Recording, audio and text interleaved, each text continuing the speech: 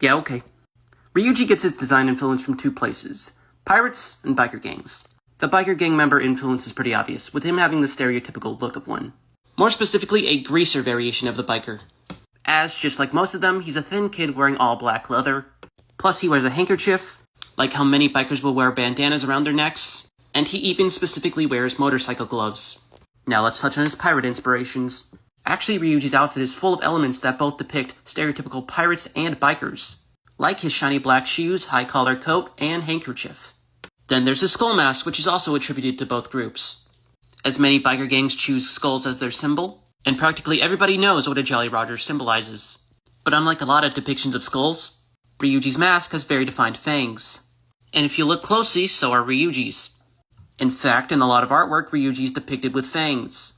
This shows off he is a very wild and animalistic character, even more so than the cat.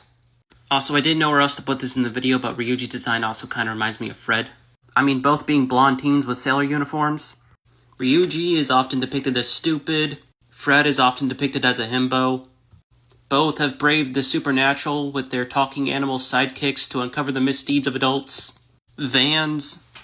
Now, I'm not saying Fred was a possible influence for Ryuji. I'm only implying it. Anyway, speaking of blondes, Ryuji is one. Or at least, a fake one. Blonde is a very rare natural hair color for a Japanese person to have, so Ryuji having blonde hair only adds to his rebelliousness, as best shown with this scene with Kawakami. But his blonde hair can also tie him back to both bikers and pirates. Despite what the powdered wigs might make you think, many of pirates were actually blonde Englishmen. And another stereotypical attribute of bikers is them having blonde ponytails. But I think his blonde hair color also comes from the influence from his persona. Obviously, a lot of Ryuji is inspired by Captain Kidd. But Ryuji's wild and wacky nature is also inspired by Sun Wukong, or as they called him in this game, Saiten Taisei. And there's a lot of media that depicts Sun Wukong with blonde hair. And there's even Goku, the most popular character inspired by Sun Wukong, who infamously goes blonde whenever he goes Super Saiyan. Now that I think about it, Ryuji and Goku are a lot alike. Two nitwits inspired by Sun Wukong who changed their black hair color to blonde. Both are loudmouths who love to eat, train, and fight. They befriend a shape-shifting talking cat.